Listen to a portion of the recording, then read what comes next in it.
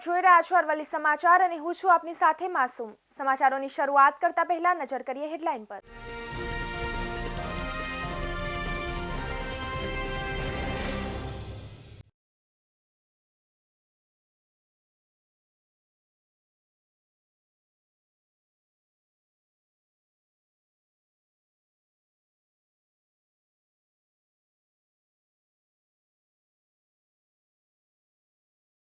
હવામાન વિભાગની આગાહી હજુ 24 કલાક ઠંડીનું જોર રહેશે, ત્યારબાદ ધીરે ધીરે ઘટાડો થશે। રાજ્યના 10 શહેરમાં ઠંડીનો પારો 11 થી 14 ડિગ્રી વચ્ચે નોંધાયો। અરવલ્લી જિલ્લામાં તસ્કરરાજ 3 દિવસમાં 18 સ્થળો પર ચોરીની ઘટના બની। મોડાસાના ટીંટોઈમાં એક રાતમાં 8 સ્થળો પર ચોરી। કોરોના સામેની લડાઈ માટે તૈયાર રહેજો, જાન્યુઆરીના અંત સુધીમાં થર્ડ વેવ એની પીક પર હશે, અમદાવાદના એક્સપર્ટે ચિંતા વ્યક્ત કરી।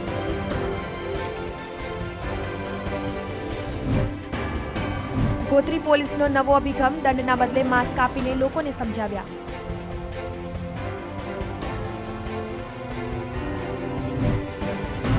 3 દિવસમાં સિંગતેલના ભાવમાં ₹35 વધ્યા, ઘટ્યા માત્ર ₹5। કપાસિયા તેલમાં સતત 4 દિવસમાં ₹40 વધ્યા।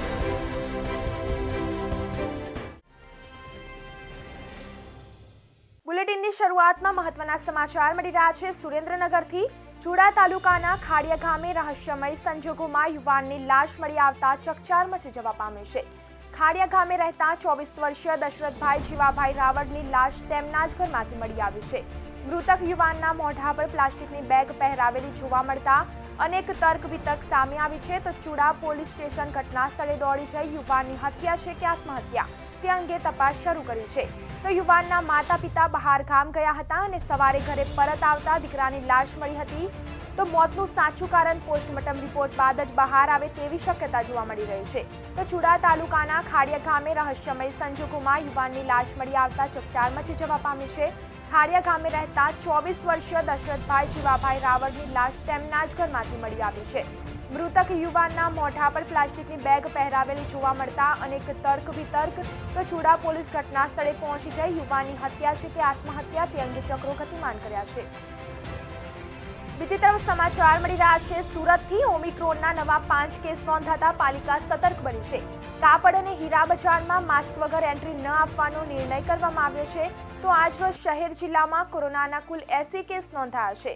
મેયર દ્વારા વોર રૂમની મુલાકાત લેવામાં આવી હતી। તો આજથી 14 સંજીવની રથ ફરીથી શરૂ કરવામાં આવ્યા છે। તો ઓમિક્રોનના સુરતમાં નવા 5 કેસ નોંધાતા પાલિકા સતર્ક બની છે। કાપડ અને હીરા બજારમાં માસ્ક વગર એન્ટ્રી ન આપવાનો નિર્ણય કરવામાં આવ્યો છે। તો આજરોજ શહેર જિલ્લામાં કોરોનાના 80 કેસ નોંધાતા મેયર દ્વારા વોર રૂમની મુલાકાત લેવામાં આવી હતી। આજથી 14 સંજીવની રથ ફરીથી શરૂ કરવામાં આવ્યા છે।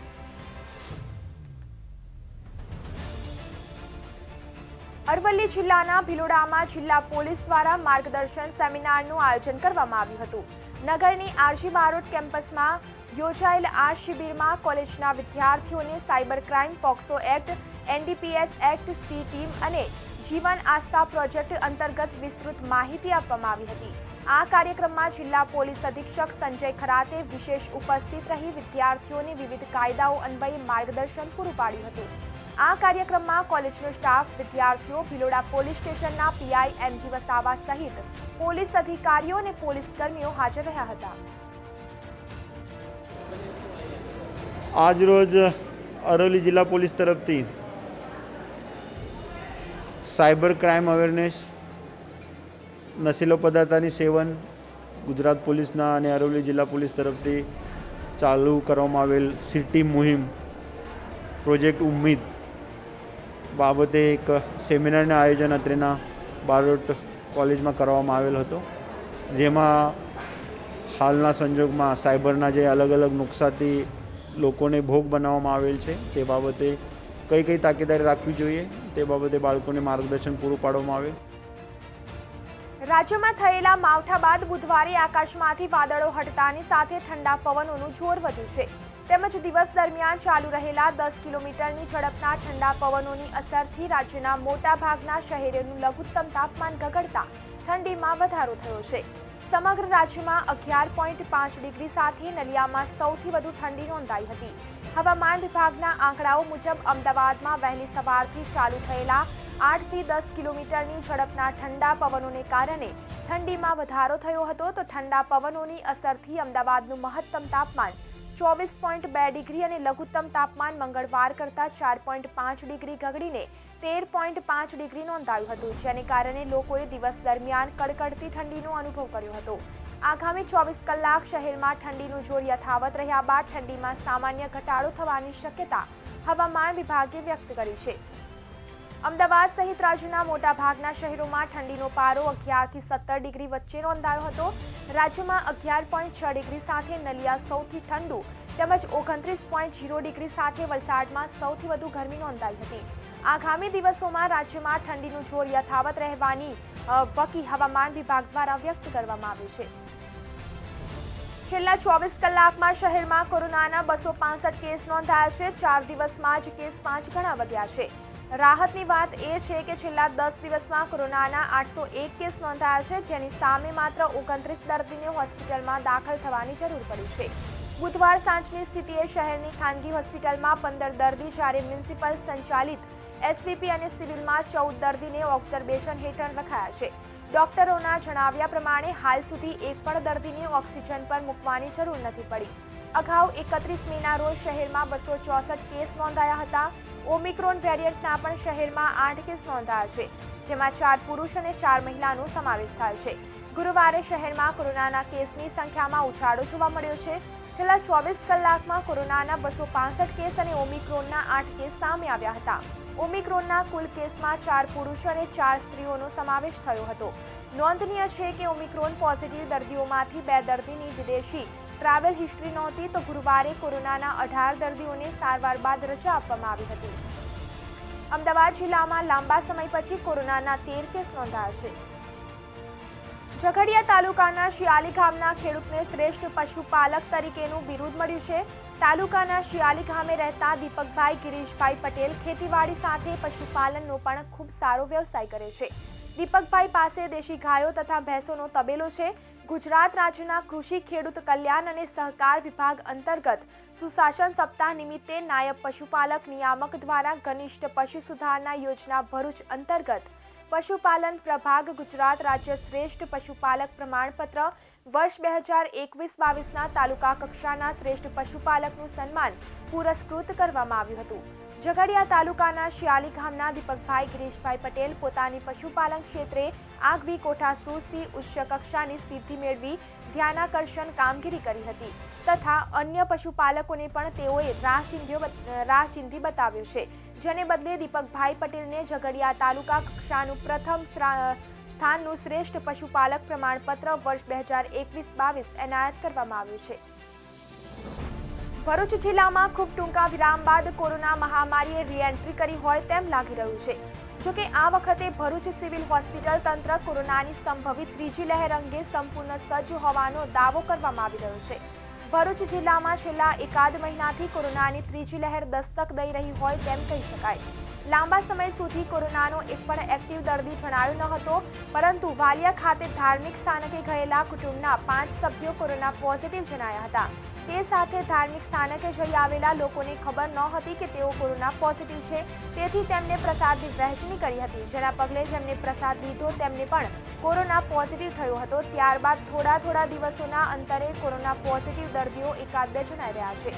હાલમાં સિવિલ હોસ્પિટલ ખાતે 2 પોઝિટિવ અને 3 શંકાસ્પદ કોરોના પોઝિટિવ દર્દી તબીબોની દેખરેખ હેઠળ છે. તો ટૂંકા સિવિલ હોસ્પિટલ ખાતે ફરી એકવાર તબીબો અન્ય મેડિકલ સ્ટાફ પીપીઈ કીટ ધારણ કરીને જણાઈ રહ્યા છે. પરંતુ કોરોનાની રીએન્ટ્રી થયા બાદ સિવિલ હોસ્પિટલનું તંત્ર એવો દાવો કરી રહ્યું છે કે અમે ગમે તેવા પડકારને પહોંચી વળવા તૈયાર છીએ. તાજેતરમાં વિદેશથી આવેલા 3 વ્યક્તિઓના કોરોના ટેસ્ટિંગ કરવામાં આવ્યા, જે પૈકીની ટકારિયા ગામની એક મહિલાને ઓમિક્રોનના સંભવિત લક્ષણો જણાવતા દર્દીના સેમ્પલને અમદાવાદ ચેકિંગ અંગે મોકલી આપવામાં આવ્યા છે, જેના રિપોર્ટની રાહ જોવાઈ રહી છે. સાયલા હાઈવે પર સોની વેપારીના ₹88 લાખના સોના દાગીના ભરેલી થેલીની ઉઠાંતરી કરનાર એક જ પરિવારના 4 સભ્યો ઇન્દોરમાંથી ઝડપાયા છે. માતા પિતાને કોરોના થતા સારવારમાં લાખો રૂપિયાનું દેવું થઈ જતા સોનાના થેલા ભરેલી ઉઠાંતરી કરી હોવાની કબૂલાત કરી છે. રાજકોટના સોની વેપારી ખાનગી ટ્રાવેલ્સમાં ઇન્દોર જઈ રહ્યા હતા. તે દરમિયાન હાઈવે પર હોટલ પર બસ ઊભી રહી હતી. તે દરમિયાન ₹88 લાખના સોનાના દાગીના ભરેલ થેલાની ઉઠાંતરીનો બનાવ બન્યો હતો, જેમાં સુરેન્દ્રનગર પોલીસે એક જ પરિવારના 4 સભ્યોને ઇન્દોરથી મુદ્દામાલ સાથે દબોચી લીધા છે અને કાયદેસરની કાર્યવાહી હાથ ધરી છે. રાજકોટના સોની વેપારી શૈલેષભાઈ પટોડિયાના ₹88 લાખના દાગીના ભરેલો થેલો લઈ એક શખ્સ કારમાં બેસી રફુ ચક્કર થઈ ગયો. જે બનાવ અંગે જાણ થતાં પોલીસ દ્વારા સમગ્ર જિલ્લાની નાકાબંધી કરી હોટલના સીસીટીવી ફૂટેજ તપાસમાં એક શખ્સ બસમાંથી થેલો લઈ ઉતરી કારમાં બેસતો દેખાયો હતો. જેના આધારે પોલીસે રાજકોટ શહેર તેમજ ટ્રાવેલ્સની ઓફિસ સહિતના અલગ અલગ જગ્યાના સીસીટીવી ફૂટેજ ચેક કરતા સોનું ભરેલા થેલાની ઉઠાંતરી કરનાર શખ્સ ઇન્દોરનો હિદાયત ખાન સફાત ખાન પઠાણ હોવાની વિગતો બહાર આવતા પોલીસે 2 ટીમો ઇન્દોરમાં ધાવા નાખ્યા હતા. ઇન્દોરમાં આવેલા તેમના રહેણાંક મકાનમાંથી ઝડપી લીધા હતા. તો પોલીસે આરોપી પાસેથી ₹80 લાખનું સોનું તેમજ રોકડ ₹4 લાખ, 5 મોબાઈલ ફોન તેમજ ગુનામાં વપરાયેલા કાર સહિત કુલ ₹90 લાખથી વધુનો મુદ્દામાલ કબજે કર્યો છે. ગઈ તારીખ 22/12/2021ના રોજ રાજકોટ ગ્રીનલેન્ડ ચોકડી ઉપરથી ઇન્દોર જવા માટે એક પ્રાઇવેટ ટ્રાવેલ્સની બસ ઉપડેલ કે જેમાં બસની અંદર રાજકોટના જ એક સોના ચાંદીના વેપારી એવા શૈલેષભાઈ પોતે એમાં બસની અંદર દર બુધવારના પ્રાઇવેટ ટ્રાવેલ્સમાં ઇન્દોર ખાતે જતા હોય છે. ગુરુવાર સવારે પહોંચે છે અને પોતે જે સોનું અને ચાંદીના ઘરેણા બનાવ્યા હોય ત્યાં સેલ કરી વેચાણ કરી અને પાછા આવી જતા હોય છે. કપાસ અને મગફળીની મબલક આવક વચ્ચે આ બંને ખાદ્ય તેલના ભાવમાં સતત ભાવ વધારો જોવા મળ્યો છે.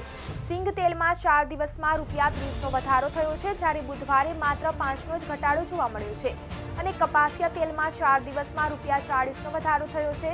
ભાવ વધારા બાદ કપાસિયા તેલનો ભાવ ₹2090નો થયો છે અને એક ડબ્બો 2100એ થવા માત્ર ₹20નું જ ઓછું છે. આ અંગે વેપારીઓના જણાવ્યા અનુસાર હાલ યાર્ડમાં કપાસના ભાવ ઉંચકાયા છે. સતત ભાવ વધતા સંગ્રહખોરો સક્રિય બન્યા છે. બજારમાં ડિમાન્ડ નીકળતા સતત ભાવ વધારો થઈ રહ્યો છે. બુધવારે સિંગ તેલ લૂઝમાં ભાવ ₹1275નો ભાવના સોદો થયો હતો, જેમાં 25 થી 30 ટેન્કર કામકાજ થયા હતા અને કપાસિયા વોશમાં 1135-1140ના ભાવે 5 થી 7 ટેન્કરના કામકાજ થયા છે. તો તે તેલનો ભાવ લઈને તકનો લાભ લઈને હાલ સંગ્રહખોરો સક્રિય બન્યા છે, જેને કારણે બજારમાં માલની કૃત્રિમ તંગી સર્જાઈ રહી છે અને સામે ડિમાન્ડ નીકળતા લોકોને મોંઘા ભાવે તેલ ખરીદવા મજબૂર બનવું પડે છે. દાહોદ જિલ્લામાં સુશાસન સપ્તાહની ઉજવણીના ભાગરૂપે રાજ્યકક્ષાના મંત્રી નિમિષાબેન સુથારે સિંગવડના છાપરવડ ખાતે નવીન એકલવ્ય મોડેલ નિવાસી શાળા તેમજ લીમખેડા ખાતે કન્યા છાત્રાલય એમ કુલ 27 કરોડથી વધુનું શૈક્ષણિક વિકાસ કાર્યોનું ખાતમુહૂર્ત કર્યું હતું. તેમજ લીમખેડાના મોડેલ સ્કૂલ ખાતે યોજાયેલા કાર્યક્રમમાં વિવિધ સરકારી સહાય યોજનાઓનું વિતરણ પણ કર્યું હતું. રાજ્યકક્ષાના મંત્રીએ જણાવ્યું હતું કે વનબંધુ કલ્યાણ યોજનાના બીજા તબક્કાના યોગ્ય અમલીકરણ દ્વારા આદિવાસી ભાઈઓ બહેનો સમગ્ર વિકાસ થાય તે માટે રાજ્ય સરકારે સુપેરે આયોજન કર્યું છે. તો પ્રધાનમંત્રી નરેન્દ્રભાઈ મોદીએ પોતાના મુખ્યમંત્રી સમયના કાર્યકાળ દરમિયાન આદિવાસી જિલ્લાઓના સર્વાંગી વિકાસને લક્ષ્યમાં રાખીને આ યોજનાઓ શરૂ કરી હતી, જેના વિકાસના ફળ ઉમરગામથી અંબાજી સુધીના આદિવાસી જિલ્લાઓમાં જોઈ શકાય છે. તેમણે ઉમેર્યું હતું કે દાહોદ જિલ્લામાં જ વનબંધુ કલ્યાણ યોજના થકી 10 મુદ્દા કાર્યક્રમ અંતર્ગત વિકાસ કાર્યો કરવામાં આવ્યા છે. આ ઉપરાંત પીવાના અને સિંચાઈ પાણીની વિવિધ યોજનાઓ જિલ્લામાં જન સુધી પહોંચતી થઈ છે. તો બુલેટિનમાં આજે બસ આટલું જ. વધુ સમાચાર જોવા માટે જોતા રહો અરવલ્લી સમાચાર, એટલે તમારો વિસ્તાર, તમારી વાત.